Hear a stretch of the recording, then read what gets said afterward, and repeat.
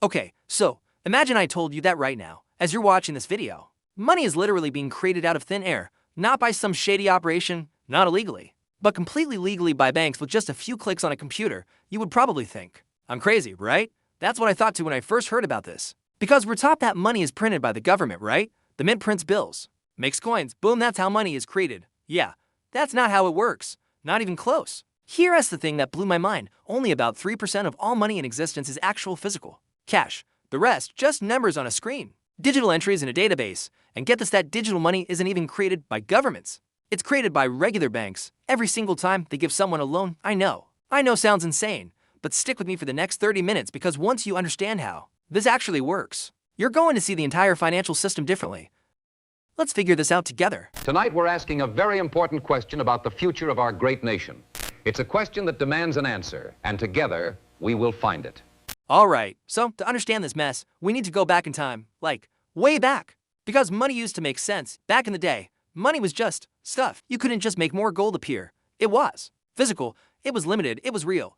So banks back then were pretty straightforward. You'd walk in with, say, 100 gold coins. The bank would lock them in their vault and give you a paper receipt. That receipt said, hey, we owe you 100 gold coins. And that paper, that became money because everyone trusted they could swap it for gold whenever they wanted. Pretty simple, right? But then banks started noticing something interesting. Most people never actually came back for their gold. It just sat there in the vault collecting dust. So banks had this brilliant, or depending on how you look at it, sketchy idea. They thought, what if we lend out some of this gold to other people? We'll charge interest, make money, and nobody will know the difference. So that's what they did. They started keeping maybe 10% of the gold in the vault and lending out the other 90%. This is called fractional reserve banking, which is just a fancy way of saying we don't actually have all your money. Now check this out. You still have your receipt saying you own 100 gold coins, but the person who borrowed 90 coins, they also have 90 gold coins. So, from 100 original coins, the economy now acts like there's 190 coins. Wait, what? How does that work? Well, it kinda does and kinda doesn't. It worked fine as long as everyone didn't want their gold back at the same time. But when everyone did want their gold back, called the bank run, the whole thing collapsed like a house of cards. Because surprise, the bank didn't actually have your gold. They lent it to someone who bought a house or started a business or whatever. This happened over and over throughout history. Banks collapsing, people losing everything. It was chaos until eventually governments decided, you know what? Let's just remove the gold from the equation entirely. In 1971, President Nixon did something wild. He completely cut the link between the dollar and gold. No more gold backing. Money became what's called fiat currency, which is just a fancy Latin term meaning because we said so. Money was now backed by nothing except trust in the government, and this is where things get really interesting. Okay, here we go. This is the part that broke my brain. Let's talk about how money is actually created today. Imagine you go to a bank and say, hey, I want to buy a house. I need a $100,000 mortgage. The bank checks your credit, likes what they see, and approves your loan. Congrats. Now, here's the million-dollar question literally. Where does that $100,000 come from? Think about it for a second. Does it come from the bank's vault?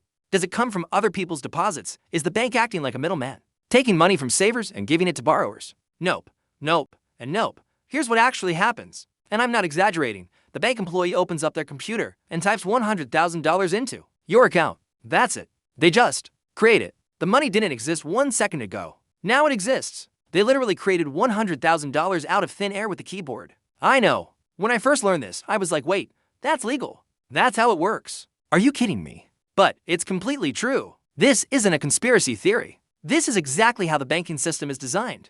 The Bank of England literally published a paper in 2014 that says, and I quote, when banks make loans, they create deposits. That's how money is created. Even the central banks are like, yeah, this is how it works, folks. But wait, it gets crazier. Let's follow this money on its journey. You take that $100,000 and buy a house. The money goes to the seller. And here's where the magic multiplies.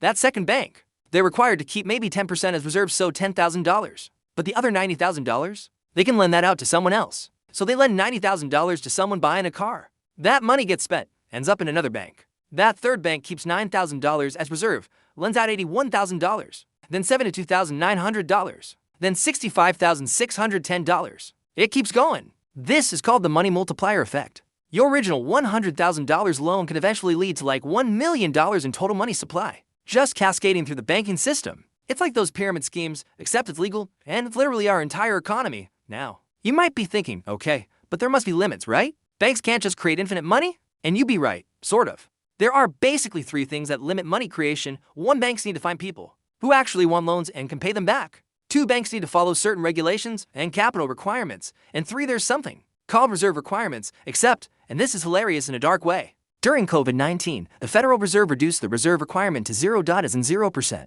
Banks don't need to keep any reserves anymore. So, basically, the main limit on money creation now is just, do people want loans? And do banks want to give them? That's it. Every mortgage, every business loan, every credit card swipe is potentially creating new money. And when you pay back the loan, that money gets destroyed, literally deleted from existence. So, banks are basically money factories. They create it when they lend, destroy it when you repay. Which raises the obvious question. If banks can create money whenever they want, who's in charge of this whole circus? Enter the central banks, the Federal Reserve, the Bank of England, the European Central Bank. These are the big bosses of the money world now. Here's something important. Central banks don't actually create most of the money. Remember, that's the commercial banks doing that through loans. But central banks, they control the conditions. They set the rules of the game. Their main weapon, interest rates. And this is actually pretty clever how it works. When the Federal Reserve lowers interest rates, borrowing becomes cheap. You can get a mortgage at 3% instead of 7%. Businesses can borrow money easily to expand. More people take loans. And what do loans create? New money. So lower rates equals more money creation. When they raise interest rates, opposite effect. Borrowing becomes expensive.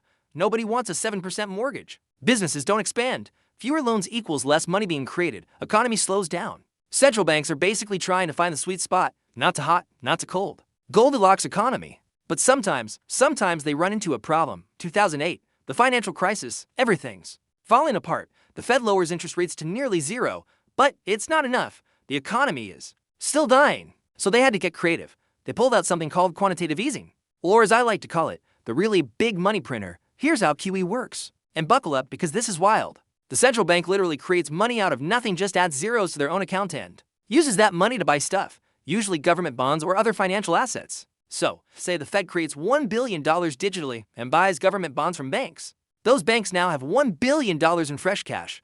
What do they do with it? Ideally, lend it out, which creates even more money through that multiplier effect we talked about. After 2008, central banks around the world did this. Trillions of dollars were created, just conjured into existence. The Fed's balance sheet went from like $800 billion to over $8 trillion. Now, you might be thinking, wait, if we can just create unlimited money, why don't we just print money and give everyone $1 million?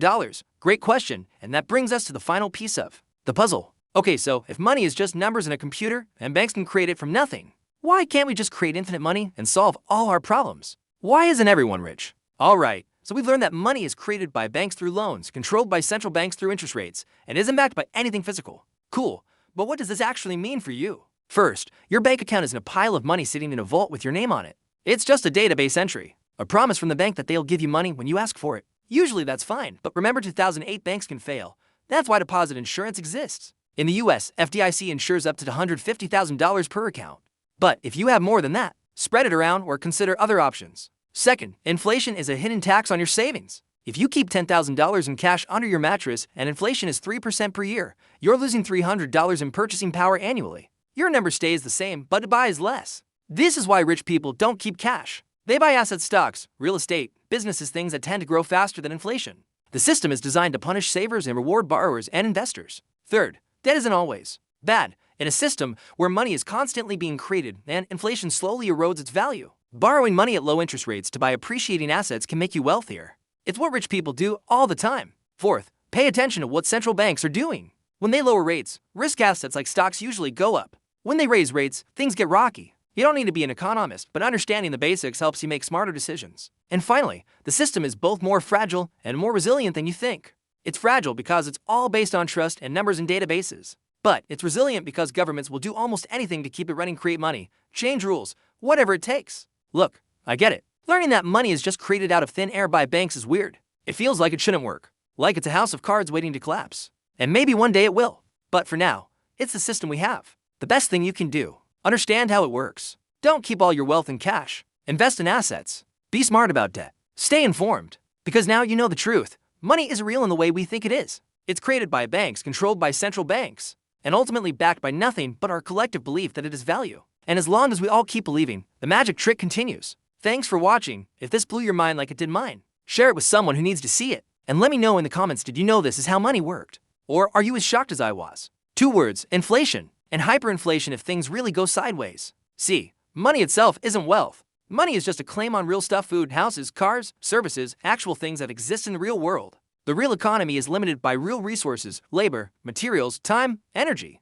If you double the amount of money in the economy, but you don't double the amount of actual stuff, what happens? Prices go up. That's inflation. Think about it like tickets to a concert. There are 10,000 seats. If there are 10,000 tickets, great. But if you print 100,000 tickets, you don't magically get more seats. You just get people fighting over the same 10,000 seats, and prices skyrocket. This is why central banks obsess over inflation. They're trying to create enough money to keep the economy running smoothly, but not so much that prices spiral out of control. Too little money? Economy stagnates, unemployment rises, deflation sets in, too much money, inflation. Your savings become worthless. Chaos. They're walking a tightrope, and we've seen what happens when they get it wrong. Zimbabwe in 2008 inflation got so bad they printed $100 trillion bills. A loaf of bread cost billions. Venezuela, same thing. Germany in the 1920s, people used wheelbarrows full of cash to buy groceries, so there are consequences to creating too much money. But here's what's tricky. We've been creating money like crazy since 2008, and inflation was actually really low until recently. During COVID, money creation went into overdrive. Stimulus checks, PPP loans,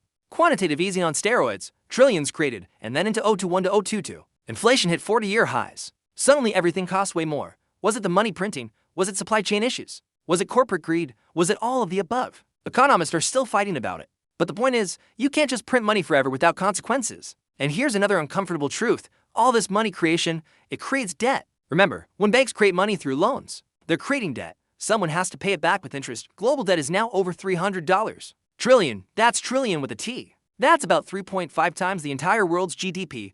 How do we ever pay that back? The uncomfortable answer is, we probably don't. We just keep creating more money to service the old debt. It's like paying off your credit card with another credit card. It works until it doesn't.